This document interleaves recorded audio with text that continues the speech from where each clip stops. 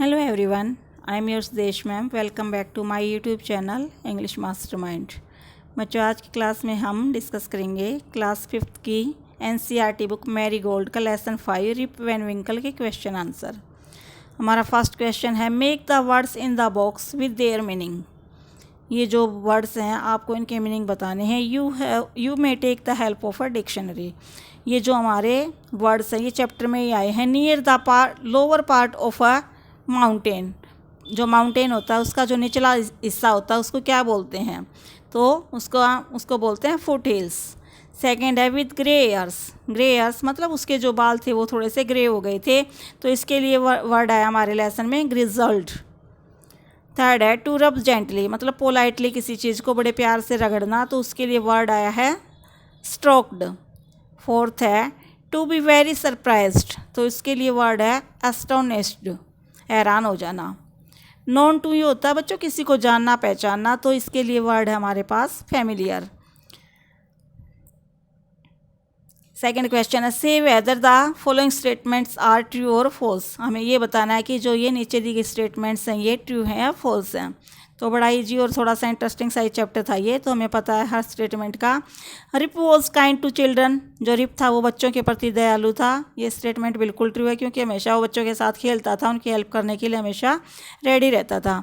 Second है Rip was a hard working man. बस Rip के अंदर एक यही कमी थी कि वो हार्ड वर्किंग नहीं था, तो ये स्टेटमेंट फॉल्स है.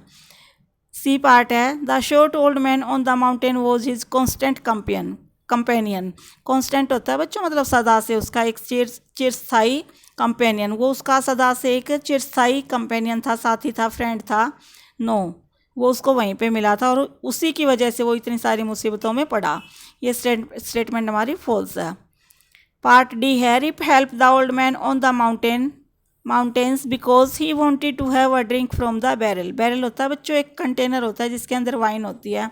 तो रिप ने उस छोटे आदमी की इसलिए हेल्प की थी माउंटेन्स पर क्योंकि वो चाहता था कि उसको भी थोड़ी सी जो ड्रिंक है वो मिल जाए. No, this statement is false. Rip was away for 20 years because he was asleep on the mountains. Rip था वो 20 साल से दूर था क्योंकि वो पहाड़ों पर सोया हुआ था. ये स्टेटमेंट पूरी तरह से ट्रू है क्योंकि वो जब 20 साल बाद गांव आया था तो किसी ने भी उसको रिकग्नाइज नहीं किया था. Part F the drink from the barrel made him fall asleep for 20 years. जो बैरल के अंदर से ड्रिंक उसने पी तो उसने उसको 20 साल के लिए सुला दिया, तो ये स्टेटमेंट हमारी पूरी तरह से ट्रू है. Part G nobody recognised Rip Van he came back because he had reached the wrong village.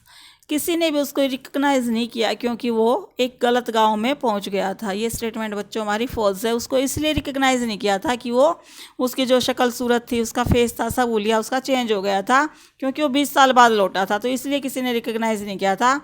पहुंचा वो अपने ही गाँव में था, तो ये स्टेटमेंट हमारी फॉल्स है. क्वेश्चन थर्ड है कंप्लीट द फॉलोइंग सेंटेंसेज. जो ये नीचे दिए गए सेंटेंसेज हैं ये हमें कंप्लीट करने हैं. फर्स्ट है रिप विलेज वो सिचुएटेड. आंसर है at the foot hills of Catskill mountains. जो काट्सकिल माउंटेन्स था उसके तलहटी में ये गांव बसा हुआ था. जो रिप का गांव था वो वहाँ पे था. Second part the children of the village loved him because. गांव के बच्चे उससे प्यार करते थे क्योंकि he helped with them, he played with them, वो उनकी हमेशा उनके साथ खेलता था. टोल्ड दैम स्टोरीज, उनको स्टोरी सुनाता था. And taught them to shoot marbles and fly the kites, और उनको ये भी सिखाता था कि किस तरह वो कंचे हैं जो मार्बल्स हैं उनको कैसे टारगेट करें और काइट्स कैसे उड़ाएं. तो ये सारे काम उनके साथ करता था, इसलिए बच्चों के अंदर वो काफ़ी पॉपुलर था. थर्ड है dash was his constant companion. उसका जो कॉन्स्टेंट कंपेनियन था वो कौन था? Wolf the dog. एक कुत्ता था जिसका नाम था वोल्फ. फोर्थ है the villagers stared at him. गांव वालों ने उसको थोड़ा सा घूर के देखा. बिकॉज क्यों देखा? जब वो अपने गांव गया तो सारे गांव वाले उसको बड़ी अजीब सी नज़रों से देख रहे थे. Why they didn't recognise him, क्योंकि उन्होंने उसको पहचाना नहीं था. Part 5 the old woman who recognise Rip was. जिस बूढ़ी औरत ने उसको रिकग्नाइज किया, पहचान लिया, वो कौन थी? आंसर है हिज नेबर, वो उसकी पड़ोसी थी. Question 4, what were the strange things about the man on the mountains. पहाड़ पर जो उसको आदमी मिले थे उनके बारे में कुछ अजीब सी चीज़ें क्या थी। They all were dressed the same. सबसे पहली बात तो ये थी कि वो सारे के सारे सेम ड्रेस पहने हुए थे। सेकंड है all had beards of various shapes on colours. सभी की जो दाढ़ी थी वो वेरियस शेप्स की थी ऑन कलर्स एंड कलर्स। उनकी जो बियर्ड्स थी दाढ़ी थी वो अलग अलग शेप और कलर की थी। थर्ड है देर आएगा बच्चों यहाँ पे। There faces were very serious. उनके जो चेहरे थे काफ़ी सीरियस थे, काफ़ी गंभीर उनकी लुक थी। THEIR। Their faces were very serious. Next question हमारा, what kind of a man was Rip Van Winkle. जो रिप वैन विंकल था वो कैसा आदमी था। ऊपर वाले क्वेश्चन में पूछा गया था कि जो पहाड़ पर आदमी मिले वो कैसे थे। बच्चों देखो इसकी थोड़ी सी जो लैंग्वेज है वो देख लेना। और जो क्वेश्चन 5 है उसमें पूछा गया कि रिप किस तरह का इंसान था, तो इसके बारे में हम 3-4 पॉइंट बता सकते हैं। First, he was a good and kind neighbour. वो एक अच्छा और दयालु नेबर था। Second, he was a good natured man. Nature wise भी अच्छा इंसान था। He love to the children. बच्चों से प्यार करता था। He was a very lazy person. ये उसकी सबसे बड़ी वीकनेस थी कि वो एक लेजी पर्सन था। Pick out the names of the games mentioned in the story. हमें कुछ गेम्स जो स्टोरी में मैंशन हुए हैं उनको बताना है। तो उसमें है फ्लाइंग काइट्स, काइट्स उड़ाने का गेम आया है। 9 पिंस बच्चों एक बॉल का ही गेम होता है। शूटिंग मार्बल्स का। एंड माउंटेन क्लाइंबिंग, और पहाड़ों पर जो चढ़ाई की। इस तरह के जो इतने गेम्स हैं ये इस चैप्टर के अंदर मेंशन हुए हैं।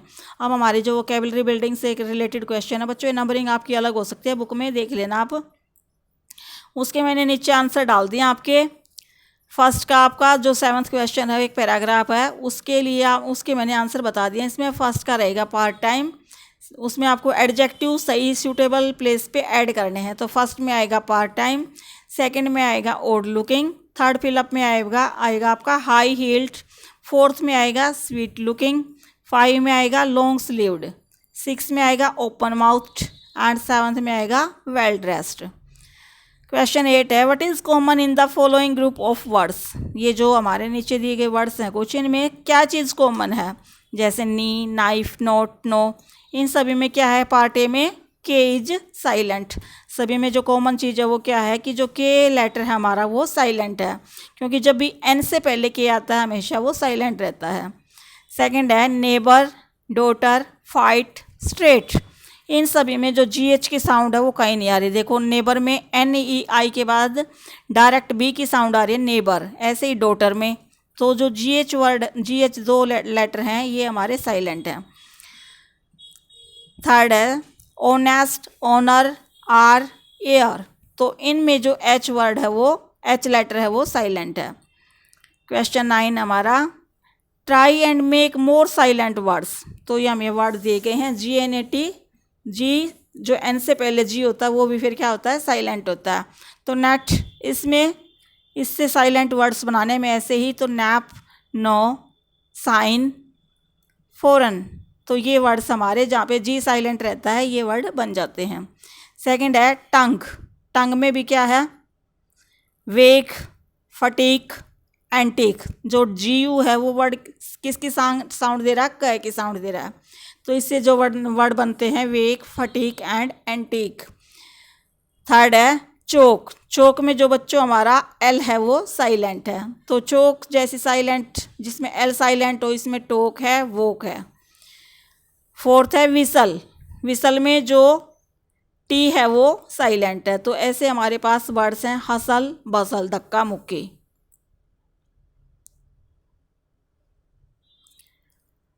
नेक्स्ट क्वेश्चन है, read the 2 paragraphs given below. My mother is always awake before anyone else in the family. मेरी मदर सबसे पहले उठती है, इससे पहले कोई नहीं उठता, मतलब सबके उठने से पहले वो उठ जाती हैं। I usually wake up after 6 o'clock। मैं हमेशा लगभग 6 o'clock के बाद ही उठता हूँ।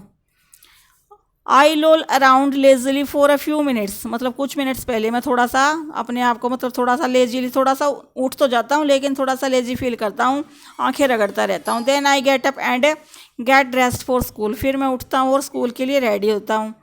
At bed time I read a story book. और फिर बेड टाइम जब सोने का टाइम होता है तो मैं स्टोरी बुक पढ़ता हूँ। आई read a story book. When I feel tired जब मैं थक जाता हूँ, आई लाई डाउन तो मैं लेट जाता हूँ, and go to sleep very quickly और बिल्कुल जल्दी ही मैं सो जाता हूँ। I fall asleep in no time at all और बिना कोई टाइम लिए मैं एकदम से सो जाता हूँ। Now find the opposites of the following words from the paragraphs and complete the table. अब तुम्हें ये जो वर्ड्स दिए गए हैं इनके आपको अपोजिट वर्ड्स बताने हैं। ये मैंने आपको बच्चों ने नीचे आंसर भी दे दिया। अवेक का आएगा एस्लीप, इसी पैराग्राफ से ही फाइंड आउट करने हैं। वेकअप का रहेगा गो टू स्लीप। गेटअप का रहेगा लाई डाउन। लेजली का रहेगा क्विकली। अपोजिट बताने, अवेक सोना, एस्लीप सॉरी अवेक जागना, एस्लीप सोना। वेकअप उठ गया, गो टू स्लीप सोने जाना। गेटअप होता है उठना, लाई डाउन लेटना। लेजीली होता है थोड़ा सुस्ती से, क्विकली होता है जल्दी से। नेक्स्ट हमारा fill in the blanks using the previous question. जो आपका प्रीवियस क्वेश्चन था इसी में से आपको वर्ड लेते हुए फिलअप्स फिल करने हैं। फर्स्ट है वेकअप एंड गेटअप क्विकली, उठो जल्दी उठो। You will be late for school, school के लिए लेट हो जाओगे। सेकंड बी है द बेबी इज स्लीपिंग, तो स्लीपिंग बच्चों इसमें नहीं आएगा, मैंने वैसे आ सकता था लेकिन इसने प्रीवियस उससे पूछे हैं एक्सरसाइज, तो उसमें हमारे पास वर्ड है एस्लीप, बच्चा सोया हुआ है। डोंट मेक अ साउंड और ही और शी विल वेकअप, शोर नहीं करो नहीं तो वो उठ जाएगी। थर्ड है आर यू स्टिल अवेक, क्या तुम अभी तक जगे हुए हो। यू शुड बी एस्लीप, तुम्हें सो जाना चाहिए। नाउ और you will not be able to get up in the morning for school, तुम्हें अब सो जाना चाहिए नहीं तो तुम सुबह उठने के लिए मतलब स्कूल के लिए फिर तुम उठ नहीं पाओगे। तो ये फाइंड द अपोजिट मैंने आपको बता ही दिए हैं। तो बच्चों ये थे हमारे लेसन 5 के क्वेश्चन आंसर। आपको वीडियो कैसी लगी? यदि अच्छी लगी तो प्लीज़ लाइक करें, शेयर करें और मेरे चैनल को सब्सक्राइब करें।